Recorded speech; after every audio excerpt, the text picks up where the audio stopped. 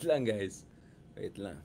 Whoa! This is it, guys! Welcome back, mga kamets! Shoutout dyan sa ating ka-meta, ka-host natin all these years, Mark Gamboa. Happy 4040 especial. That was a special birthday. Nakita niyo, medyo sabaw na talaga ako. So natapos tayo kagabi, anong oras na? So within 2 hours or 3 hours, nagising na naman ako, pack, and then alis ng Siargao. Thank you so much sa Siargao. Napakaganda ng Siargao. You can see my tan, my red tan, beautiful tan, great tan, beautiful people, great people, warm weather, tropical weather, best weather. The best talagang Siargao. World class! Booyaka siya! Daming mga AFAM. Sa sobrang daming AFAM sa Siargao, mayroon ng AFAM Bridge. So yan, pag-usapan natin, guys. Ang dami natin pag-usapan. Let's talk about, among other things, etong bardagulan na nangyari sa Office of the Vice President budget hearing. And hindi lang isang progressive, pero yung isang liberal party, lahat sila, they had to put someone in her right place. Booyaka siya, marami tayong pag-usapan, mga kameta. Bago tayo pumunta dito sa mga latest na bardagulan na nangyari sa Kongreso, of course, you already have a snippet of that, guys. Pinakita natin kanina. Oops! Pinakita. Yan, tuloy. Sorry, sa kaka-bardagulan. Pagod na, kaya na umaga pa. Nagbe-blush na tayo. Pagpagod tayo, nagbe-blush tayo. Okay. Ito guys. Mukhang okay pa naman. Pero baka naman, medyo malapit na tayo makamit yung 100,000 natin, God willing. Baka kailangan natin mag-self-treat. Baka kailangan natin ng bagong Fold 6. Yan. Okay? Mag-ipon pa tayo. Anyways, balik tayo dito, mga kamets. Ito, guys. Ito na, daming pangyayari.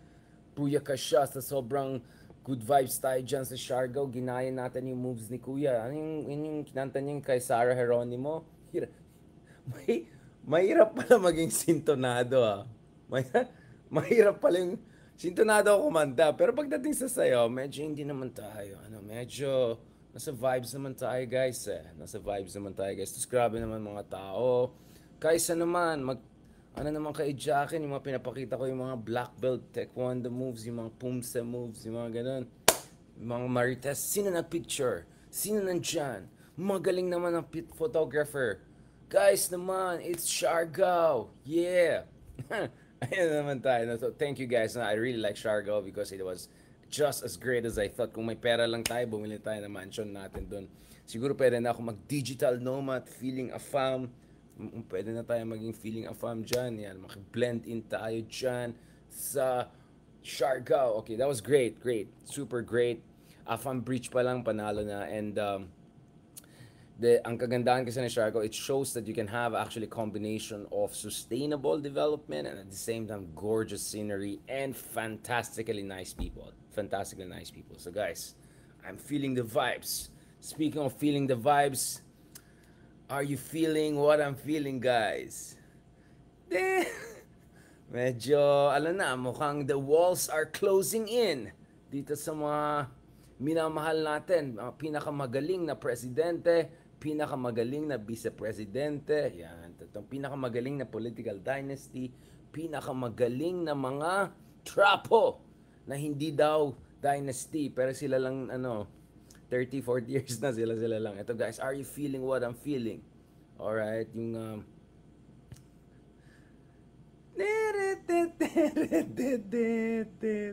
gusto ko maglagay ng Narcos music kasi baka mag-copyright tayo. Pero alam niyo saan papunta dyan, di ba? Nafe-feel niyo na.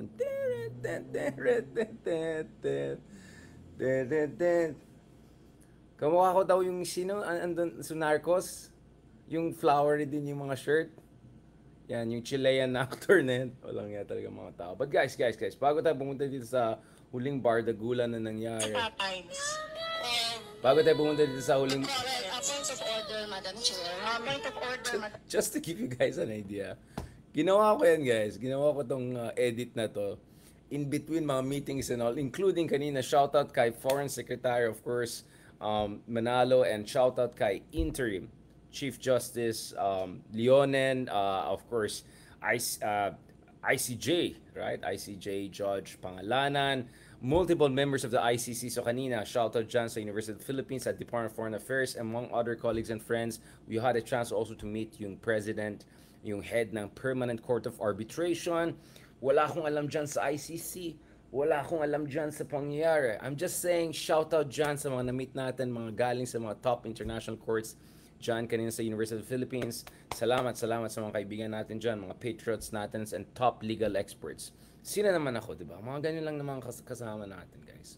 I have no information, I know nothing, invento lang ako. Makinig na lang kayo dun sa mga bloggers na based in Beijing. Mga bloggers na very independent-minded at hindi bayaran. Lalo yung mga nagbubuljak na malayo pa lang Now, anyways guys, bago natin pag-usapan yan, let me tell you what. One reason I've been able to keep awake, halos 2 oras lang tayo natulog since kagabi, since last meta natin, since last meow-meow natin. Hindi ko alam kung anong tawag dyan, pero wala akong ginawa kundi panoorin yung ginawa natin kahapon, yung highlights. At natatawa ako sa sarili kong tawa. Pero actually, hindi ako natatawa sa sarili ko kasi inisip ko ulit, what really went wrong? How could Harry Roque get it so wrong on live Facebook? Hindi naman tayo perfecto. Minsan din tayo. Lalo kung si Ronald Llamas kasama natin. Ako, nagkakalat din yan. Yung mga X-Men, yung mga kung ano sinasabi niya. But this was like next level. At yung kay Sir, kay Sir, ganda nun. Sarap ng buhay, may rose petals pa. Sarap buhay. Parang gusto ko ganun ng buhay ko. Doon ako sa Siargao, feeling a farm, getting rose petals, yung mga ganyan. Pagsta walang pebbles, yan. Ito.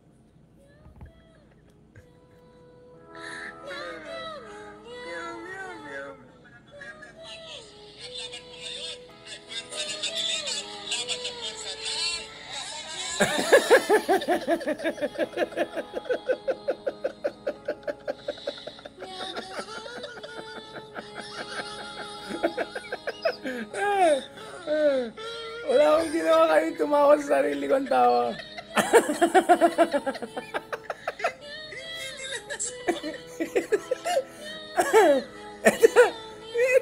Ito, second part panalo dito sa You got only one job, bro. One job. Hindi nila sinabay. Nagtingin na sila. Okay.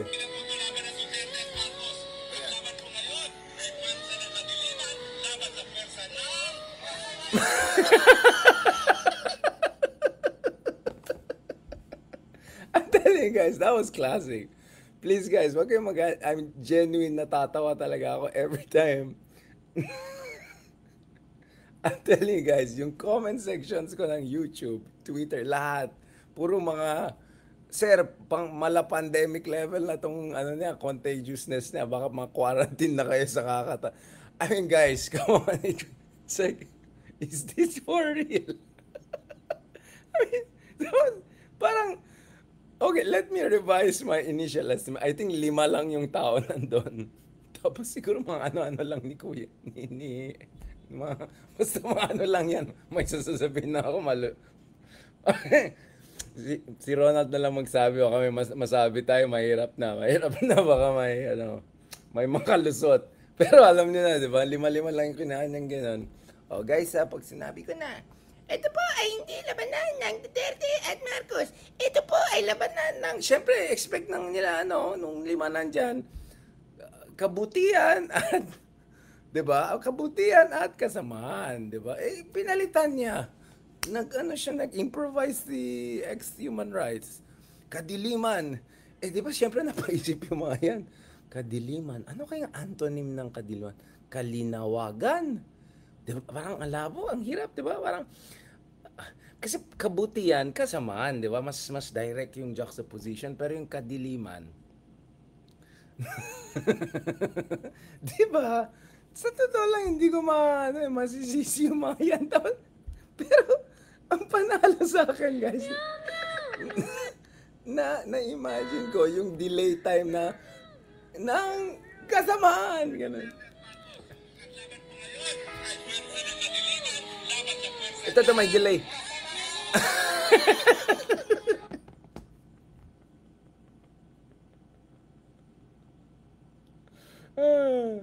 Alam mo, kagabi para akong ewan. Nung tumatawa na ako sa bed mag-isa hanggang 2 a.m. Shucks, alis na ako ng 4 a.m. Pag ganun ko na mata ko, tawa lang ako ng tawa. Kasi naalala ko yung, parang na-imagine ko yung mukha ng mga 5 tao dyan. Na, ang instruction lang sa inyo, pag sabi ko, sigawan yan, lakasan nyo para tingin nila may EDSA people power. Si Ivan may nag-post kanina eh. Ilan lang nagpakita. Parang wala pang 3% yung mga DDS. Ay, sorry. Wala pang 100 yung nagpakita kanina. Ibang klase talaga mga kamets. Ibang klase talaga. Kaya tama sinabi ni Sir General Torre, di ba? Yung interview natin ng isang araw. Sabi niya, maabang usapan to. Pero hindi ako manatakot dyan sa yung mga yan. Sa kaka Donald Trump. They say, great people, amazing people, Shargo, beautiful, wonderful people. Yun, kaya medyo hoarse yung voice natin. Medyo Trump.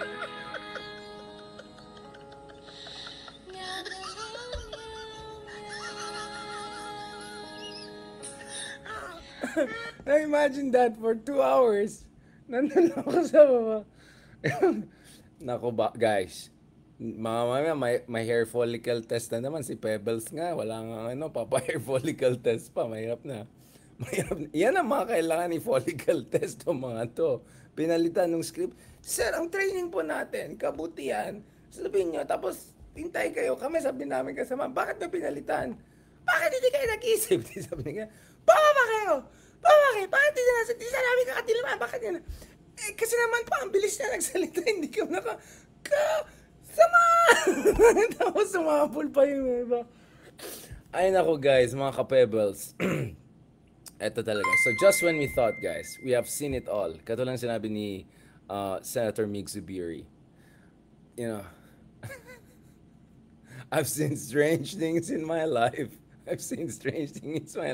Pero ito na. Yung basta mga ka-pebbles, last night will go down as one of the most amazingly entertaining nights pagdating sa political humor. And imagine I was doing this after 30 minutes opening na medyo seryoso. So you can imagine, hanggang 5 a.m. Kaya nasa airport, titingin lang ako, tapos tatawa-tawa lang ako. Tuloy ko anong kakengko yan na lang ginawa ko. Kanina nagpo-post na naman tayo ng mga yung kay Sarah Geronimo na ganyan na sinasabayan ko yung ganyan moves. Yung suntok siyang ganyan. Ayan tuloy. Okay guys, ito na, seryoso na tayo. Tama na yan. Ito, ginawa ng issue ng mga tao. Siyempre, nag-shogun din tayo. Akala nyo, si ano lang pwede mag-shogun moves. Diba? Anyway.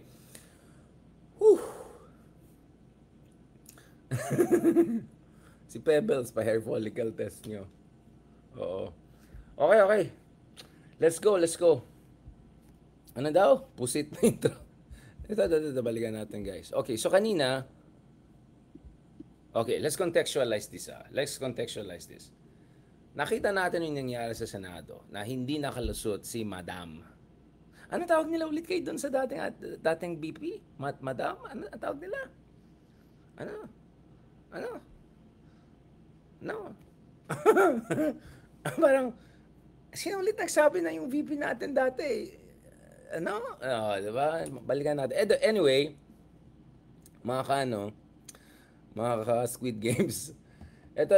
So, kanina, budget hearing naman sa Kongreso. Now, let me put things into context. One of the interesting things we have seen, sorry kung medyo nakikita yung Chester natin, gusto ko lang mapakita yung ating mga tan lines. Charot. Balikan natin guys ito, seryoso. One of the fascinating things that has happened, English na tayo, nosebleed. One of the fascinating things that has happened in our politics over the past 6 months ay itong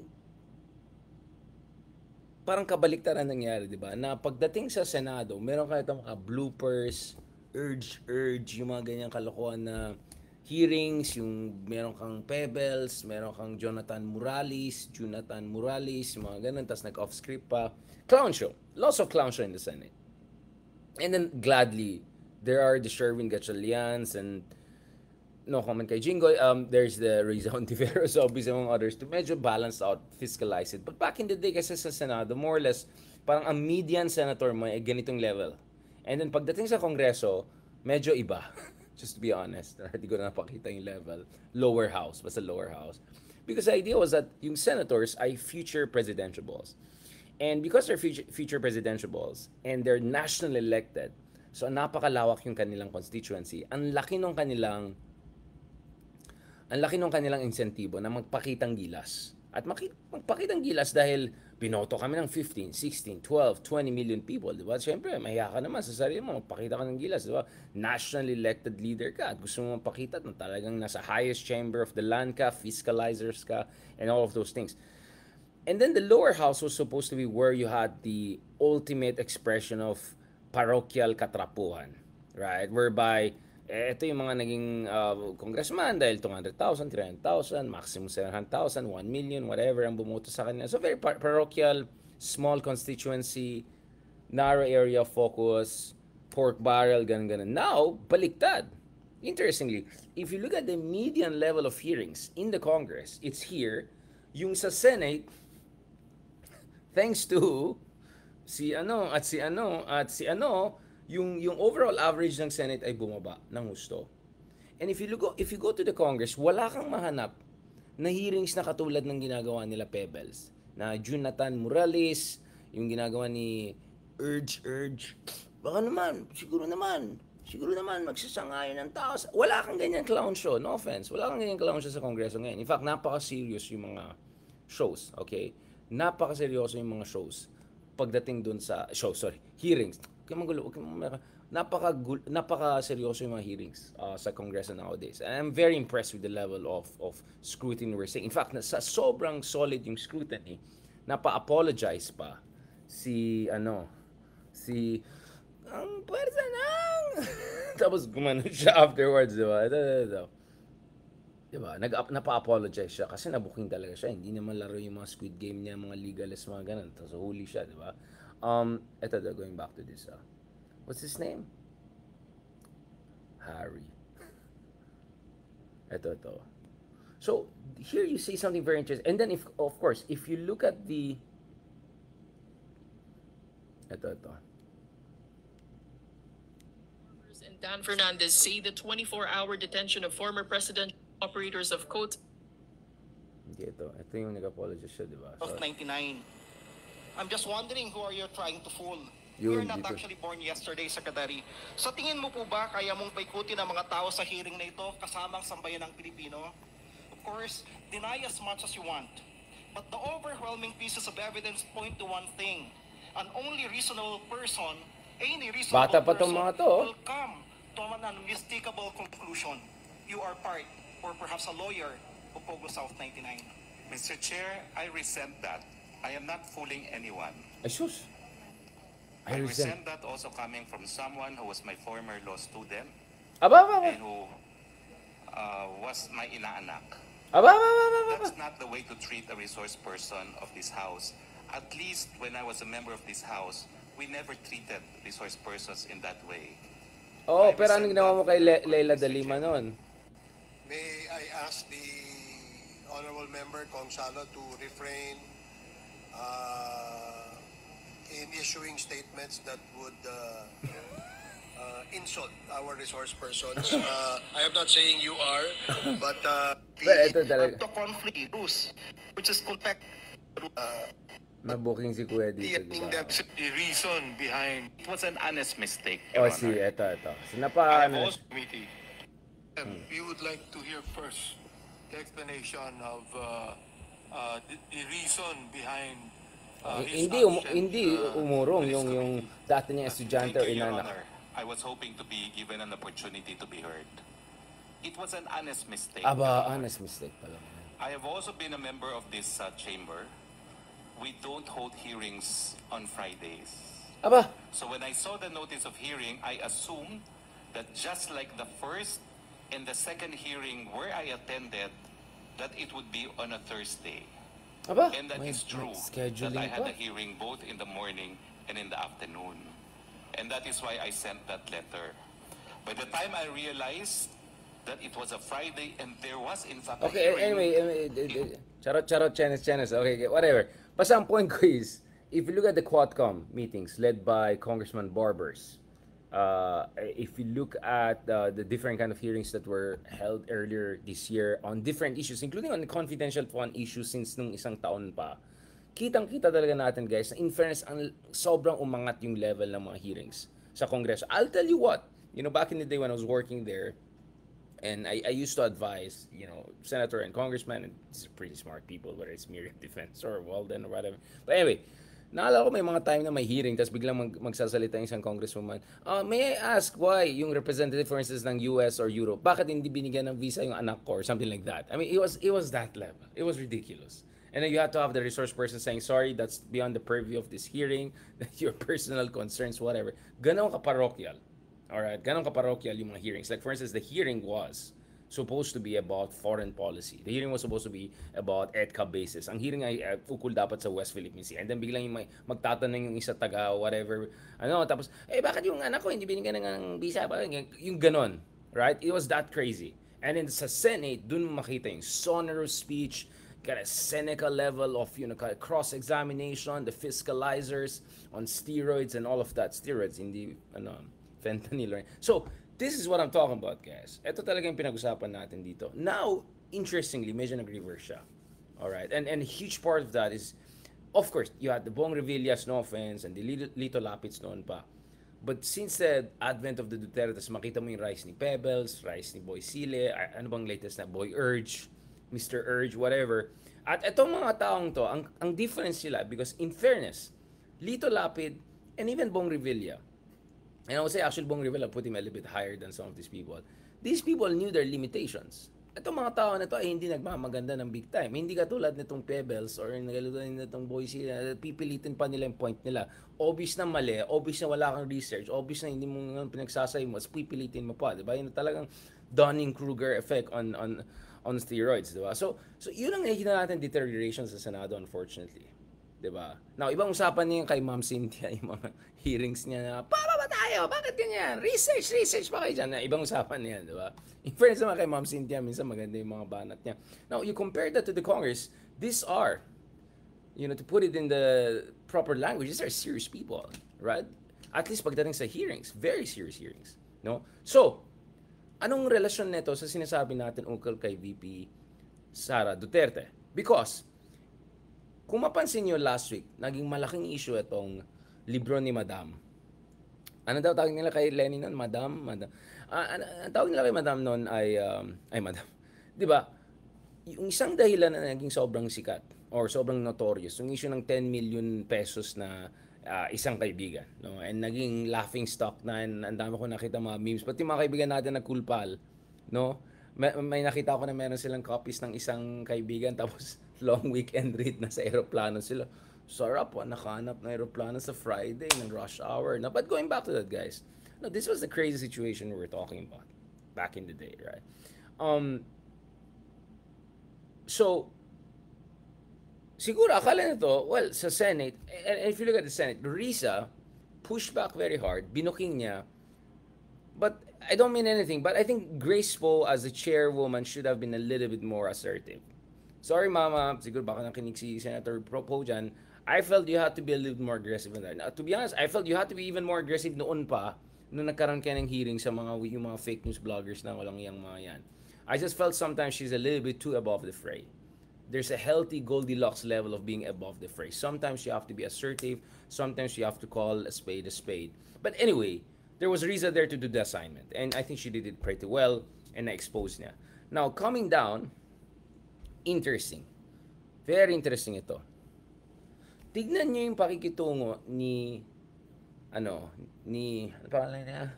Ang laban at saka ni Risa. Naalala niyo? Pinagalitan pa siya ni Sherwin Gatchalian bago siya nag-apologize. Tapos parang kay Sherwin pa siya nag-apologize kaysa kay Risa. But anyway, whatever yan. Dito naman sa lower house, you can see na the way Sara carried herself, alam mo na this, di ba? Ang background nito is yung mga sinasabi ng kanyang ama ukol sa Kongreso. Anong sinabi ni Digong sa Kongreso? A rotten institution. In fact, even way before, Duterte said that about Congress. Anong konteksto? Natanggalan ng confidential fund ng anak niya, kaya nagwala-wala siya.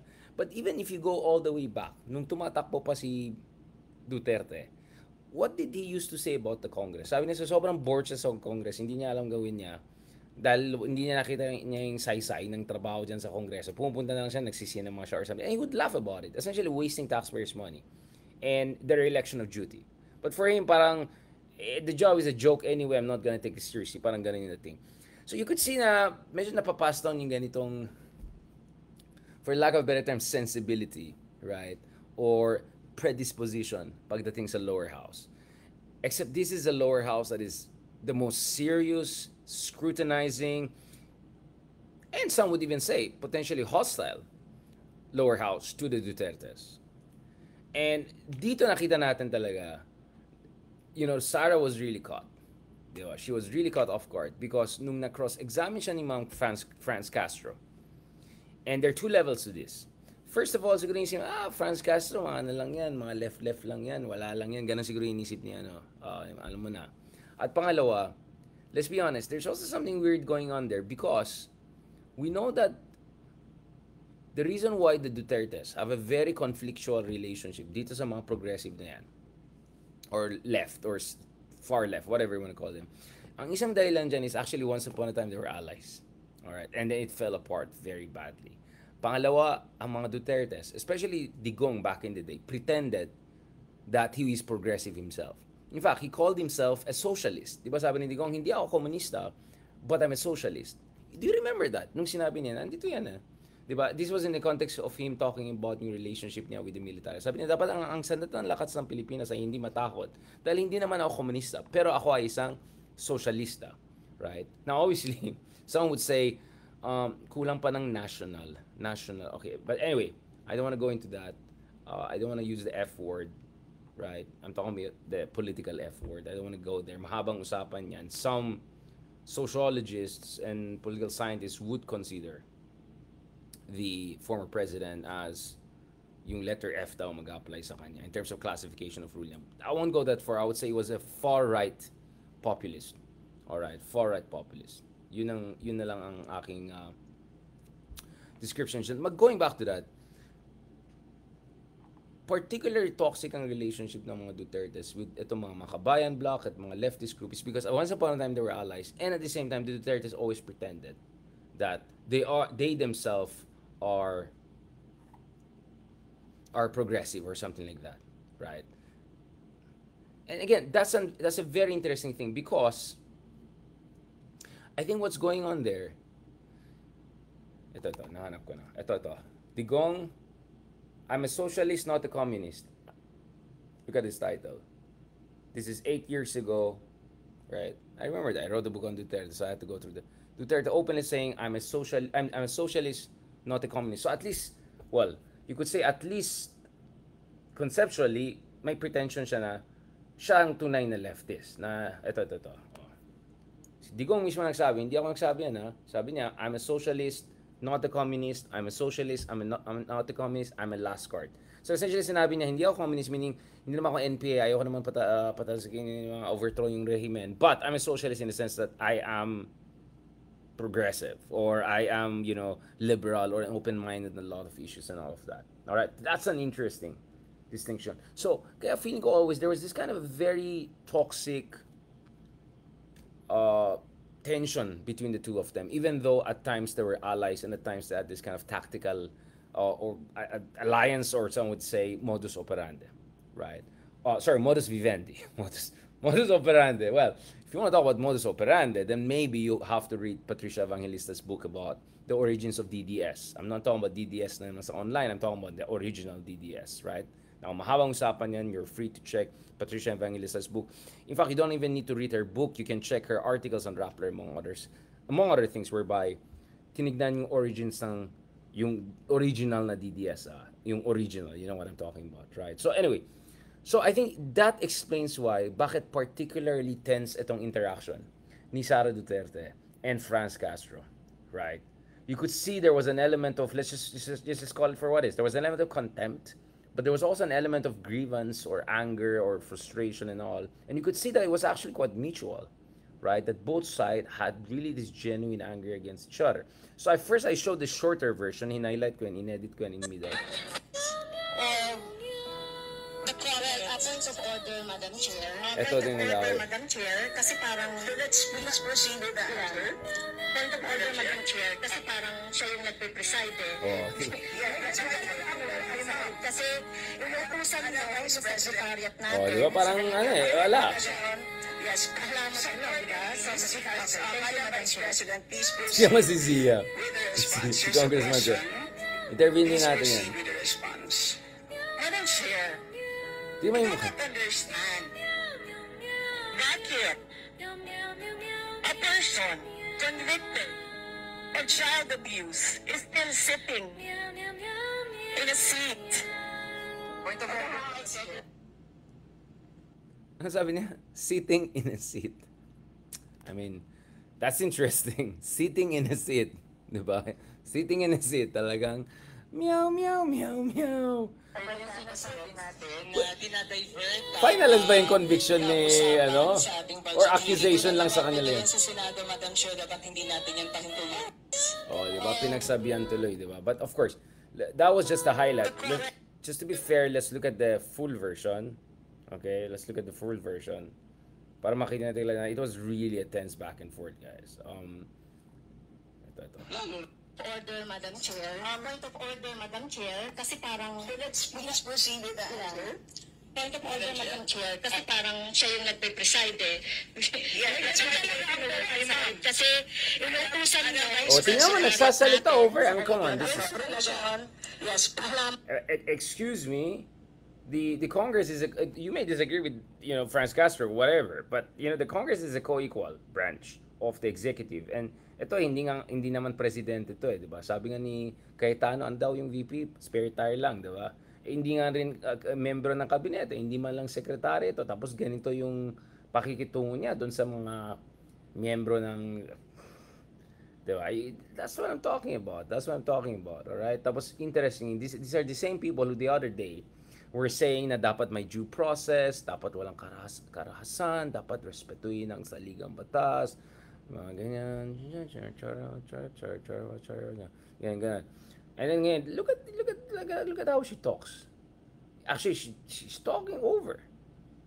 Diba? And then yung style niya, yung ginawang style, yung ginawa nilang style kay Risa na binukong na. Vice President, please proceed with the response. There's a question. Please proceed with the response. Madam Chair, I do not understand. Bakit? A person convicted of child abuse is still sitting in a seat? Point of order, yung sinasabi Sitting in a natin seat, na guys. dinadivert ang usapan sa ating budget hearing. Kung nagawa po niya yan sa Senado, Madam Chair, dapat hindi natin yan pahintulutan dito sa Kamara. You allowed her a slide comment and then you will not allow me? Please wait. Parang, excuse me, diba? I mean, you could see, guys. I mean, but you see the bigger relevance of this, guys. Diba? The bigger relevance of this, wala na yung aura. Wala na yung aura of invincibility. Wala na yung aura na these guys can get away with whatever they want. Wala. Lumalaban na yung iba. Kongreso, lower house, upper house, whatever. Hindi ko alam kay Boisile, mga Urgeman, Pebbles, mga hindi ko alam sa mga, pero yung mga totoong legislators, whether sa upper house, lower house, wala na. Sumasagot na rin sila and they assert their constitutional right.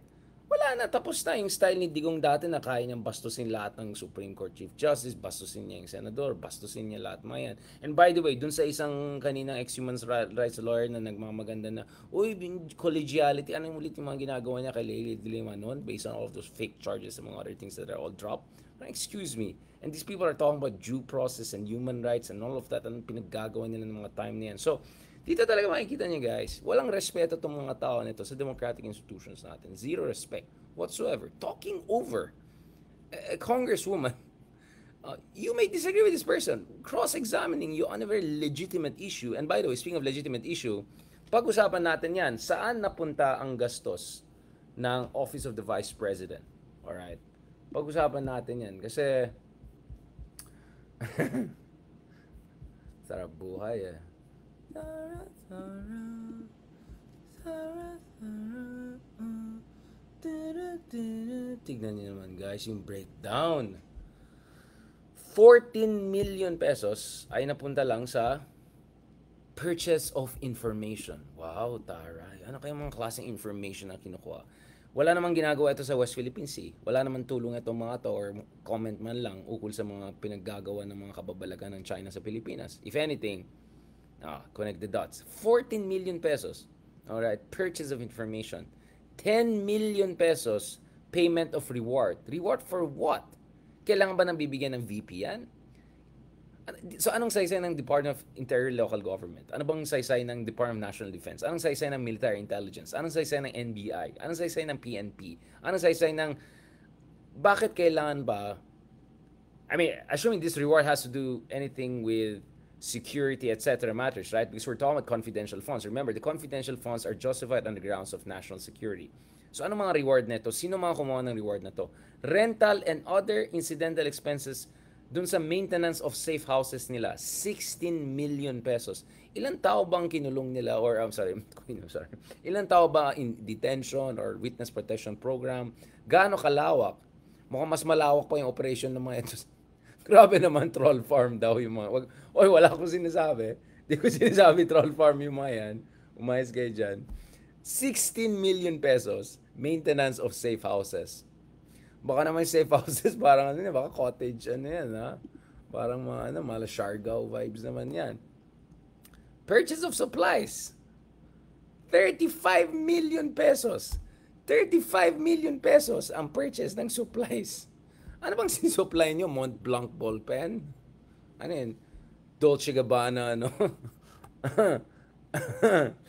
Ano ba? Ano ba yan? Tapos ano yan? Sparkling water, yung every morning, nyo? Ibang klase, Purchase of 35 million pesos. Ito to. Provision of medical and food aid, 40 million pesos. Ibang klase. Tanungin nga natin ng DepEd. Baka kailangan ng DepEd yan, 40 million pesos for food and medical expenses. Baka naman, Michelin level.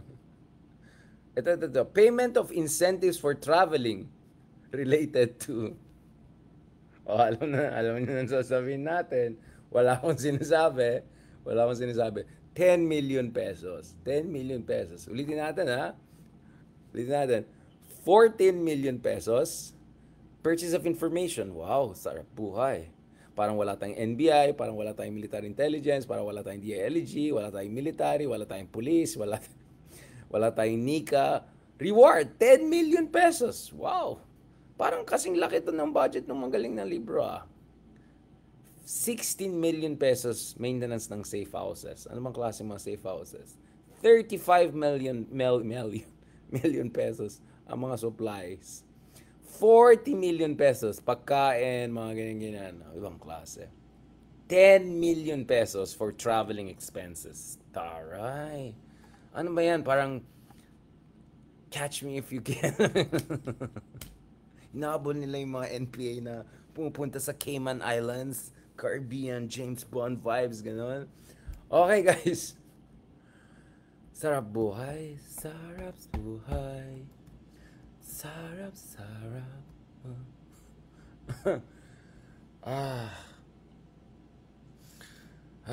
Tulog na tayo, guys. But, telling guys, ano yung kanta na royalty? Tama yung si Noemi. Ano yung kanta na royalty? May kanta ganun, di ba? Royalty. Huwag na baka ma-copyrights tayo dyan. Basta, sarap buhay. So, unsurprisingly, as the tide turns, actually guys, interestingly, in a rare move, lower house, ito yung, den of supposed corruption and katrapuan, actually differs. 2025 budget deliberation for Sara Duterte. So, diligs tayo dyan. Wait lang yung Fedora natin, nahulog na. Diligs tayo dyan. So, the House of Representatives deferred on Tuesday, today, the deliberation on the proposed 2025 budget of Sara All, Vice President. A rare move that the chamber has often accorded. I mean, it's a rare move in a sense that parating yan ang automatic pag OVP yan, pagbigyan na kaagad yan. The House Appropriation Committee instead scheduled another round of deliberation sa September 10. So guys, relax lang kayo. Tuloy-tuloy itong meow, meow, meow, meow. Mukhang mababang usapan ito. The motion was approved following proceedings that lasted for 5 hours back and forth. You can check that on your own. A stark contrast to how Duterte was treated in 2022 and 2023 nung budget deliberations ay naglast lang ng 20 minutes. Ang bilis. 20 minutes approved na. This time, 5 hours. And then, magkakaroon pa ng susunod na kabanata. So, mukhang si Madam, baka mahabol pa ni Madam yung isa pang libro niya, di ba? Yung sa pagtataksil ng kaibigan. Baka masulat niya na hanggang. So, the defer of budget deliberation means yung OVP budget request na not 100, not 500, not even 1 billion, not even 1.5 billion, more than 2 billion pesos for 2025. An increase, tinaas pa niya yung budget niya from 1.885 billion pesos. Pinataas pa niya by around 7-8% to 2.03 billion pesos. Pinakyat pa niya kung kailan nawalan pa ng cabinet position, kung kailan na openly questioning whether we deserve BBM, openly saying sorry na sinupport niya si BBM, nagsorry pa siya sa mga Kibuloy people. Ngayon, nagpapakyat pa siya ng budget from 1.8 billion to 2.03 billion. Ibang klase talaga. Will not be elevated yet to the House Plenary unlike other governments that President Duterte's office. So ito, the decision came after Duterte's repeated refusal na sagutin itong mga tanong, legitimate questions, and at times, inis na inis pa siya. Many of the House members wanted to shed clarity doon sa OVP's confidential fund na 125 million pesos in 2022, especially in light of the Commission on Audit requests to refund the money due to supposed irregularities. So kung sinasabi na politicization, well, mukhang may sabit. Bakit Commission of Audit will ask for a refund kung hindi talaga sobrang laki yung mga irregularities or suspected irregularities? So I would like to forgo the opportunity to defend the budget. Sabi ni Duterte, siguro bumigay na siya, napagod na siya, insisting that the questions thrown at her should exclusively about her proposed budget which does not have request for secret funds. House Assistant Majority Leader si Sir Zia Diong, who is tasked dito sa sponsoring of the budget of OP, expressed disappointment over how the proceedings went. Sabi niya, it's going to be a lot difficult task for me to sponsor and defend the budget if ganito ang essentially kalagayan. The breakdown of decorum during Tuesday's hearing, which saw House members engage in the back and forth word war with the Vice President, came after a public falling out between President Marcos Jr. and Duterte 2 years since their political alliance result in landslide election victory. And let me say on that note, guys, very important yan. In a way, maintindihan mo rin bakit inis na inis si Sara. Because just the other year and the year before, wala pang 20 minutes approved na. Halos barely any scrutiny. Which tells you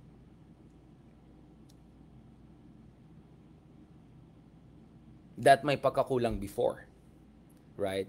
So actually, yung ginagawa ng Kongreso ngayon ay tama.